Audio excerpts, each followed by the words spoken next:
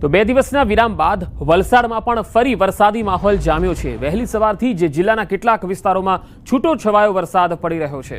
વલસાડ, પારડી, ધરમપુરમાં મેઘરાજાએ મહેર કરતા ખેડૂતોમાં ખુશીનો માહોલ છે।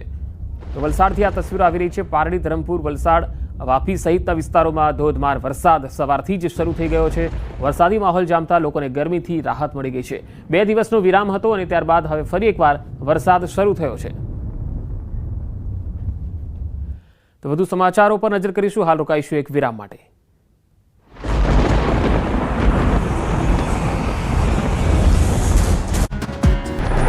સૌરાષ્ટ્ર અને દક્ષિણ ગુજરાતમાં મેઘરાજાએ તોફાની બેટિંગ કર્યા બાદ ઉત્તર ગુજરાતમાં ભારે મેઘ ખાંગા થયા હતા। અરવલ્લીના મોડાસામાં મેઘરાજા એવા તોફાને ચડ્યા કે માત્ર ગણતરીની મિનિટોમાં જ સ્થળ ત્યાં જળની સ્થિતિ સર્જાઈ હતી। મોડાસા, અરવલ્લી, સાકરિયા, આનંદપુરા, કંપા, ગિરિટીંબા સહિતના ગામડાઓમાં સવારથી વાદળો ઘેરાયા હતા।